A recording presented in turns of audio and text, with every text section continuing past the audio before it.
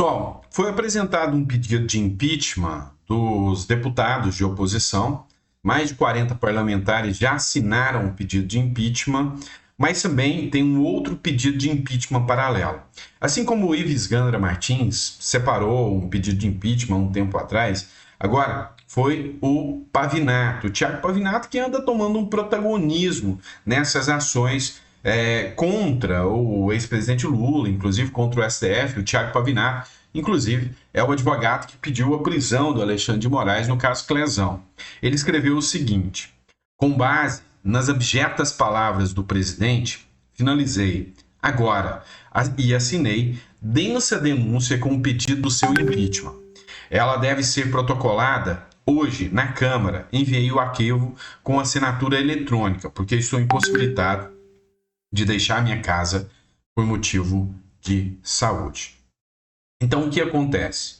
Começa uma pressão social e popular pelo impeachment do Lula. A gente sabe, eu já falei para vocês, que é uma ação totalmente política. Então, assim, o impeachment, ele costuma acontecer quando há um clamor popular muito grande por essa ação. Quando o povo vai para a rua, quando tem manifestação. Vamos lembrar que o impeachment da Dilma Rousseff, ele se deu pelo Cunha, depois que 1.400.000 pessoas foram para a rua, lá na Paulista, pedir o impeachment da Dilma Rousseff. E agora, o ato pela democracia que o Bolsonaro está tentando encampar aqui, ele tem aí a ideia de tentar alcançar esse número altíssimo. Mas vamos analisar a questão do pedido de impeachment. O artigo 5º da lei do impeachment, no seu inciso 3, ele fala que é crime de responsabilidade que atenta contra a União quando o presidente causa conflito com outro Estado soberano, causando risco de guerra ao Brasil ou um conflito externo, e também quando ele põe em dúvida a neutralidade do Brasil.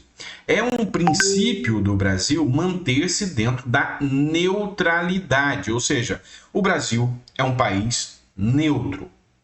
Acontece que não é bem assim. E aí, não vai ser um advogadozinho como eu, né? Como muitos petistas aí falam, um juristazinho, filósofozinho, errei até nisso. Um Zé Ninguém como eu. É o ministro do Supremo Tribunal Federal falando. O André Mendonça, ministro do Supremo Tribunal Federal, diz que o Brasil tomou posição pró-Hamas. O ministro do Supremo Tribunal Federal, André Mendonça, disse nesse domingo, 18, que o Brasil abdicou de sua neutralidade. Aqui eu tenho o núcleo do crime, abdicar de neutralidade. Quando eu coloco em conflito a neutralidade brasileira, está caracterizado o crime de responsabilidade de quem o cometeu, nesse caso do próprio presidente da República. A lei do impeachment é clara quanto a isso. O Brasil abdicou da sua neutralidade, o núcleo do crime está aqui, diplomático, em relação à guerra na faixa de Gaza. Além disso, o magistrado sugeriu que o governo de Luiz Inácio Lula da Silva tomou uma posição na guerra e apoia um grupo terrorista. Aqui também tem a denúncia do Partido Novo. O Partido Novo, ele fez uma denúncia junto à Procuradoria-Geral da República, fazendo a denúncia de que o presidente da República, o Lula, ele está tomando partido terrorista, ou seja, acusa o Lula de terrorismo. Então, estaria agora o André Mendonça tomando um protagonismo e atuando aí contra o Lula? Abre aspas. O Brasil tomou sua posição, disse Mendonça durante o culto evangélico na Igreja Presbiteriana de Pinheiros, em São Paulo, cuja transmissão foi feita pelo YouTube. Em resposta, tomei a minha posição. Defendo a devolução de todos os sequestrados. Acho que o erro maior é apoiar um grupo terrorista que mata crianças, jovens e idosos gratuitamente. Então, o núcleo 1 do crime de responsabilidade, que é tirar a neutralidade do Brasil, resta configurado nas falas de um ministro do Supremo Tribunal Federal. Além disso, nós temos uma outra vertente. Também é risco, né, é um dos núcleos do crime, a fala de um presidente que coloca em risco de guerra o Brasil. E aí, não vai ser eu, ninguém aqui da internet que vai dizer isso. São os donos da internet, aqueles que mandam na internet e podem fazer de tudo, os esquerdas, né? Vamos lá, revista Fórum de extrema esquerda. Lula confronta o sionismo. O que é o sionismo?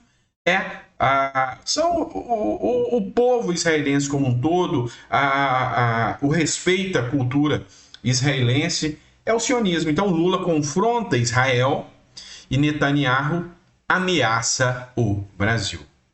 Se ele ameaça o Brasil de guerra, em virtude da fala do Lula, o outro núcleo do crime resta aqui configurado. Então, a grande questão é: os núcleos do crime existem de responsabilidade? Sim, existem. Como disse o ministro do Supremo Tribunal Federal e como disse a própria esquerda, os núcleos do crime existem. Pode acontecer o impeachment. O impeachment, como eu disse para vocês, é uma ação política.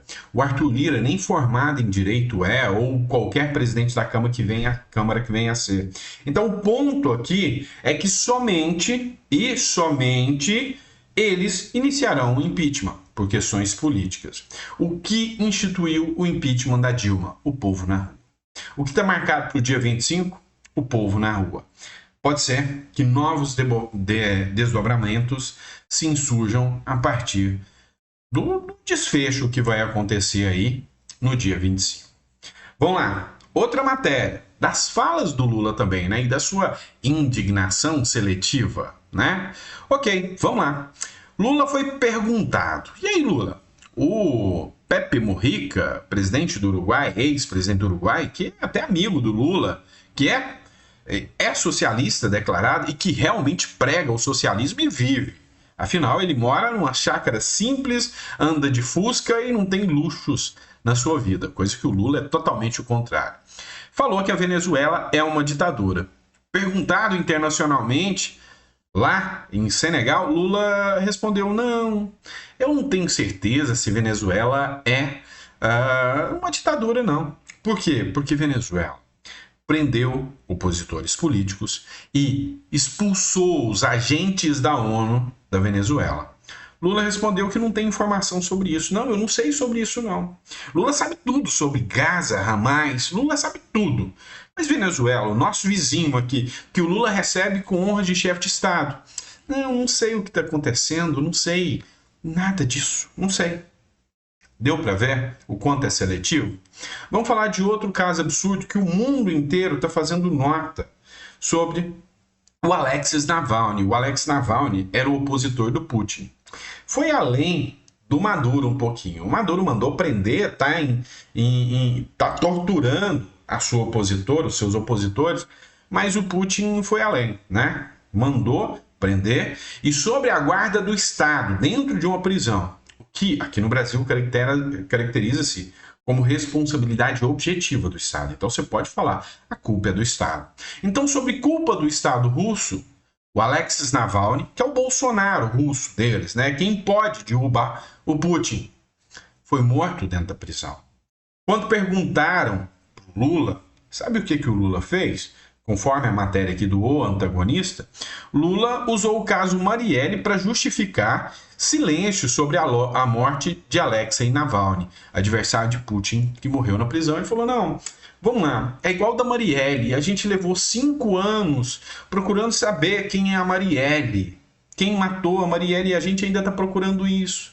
E eu nunca acusei ninguém disso.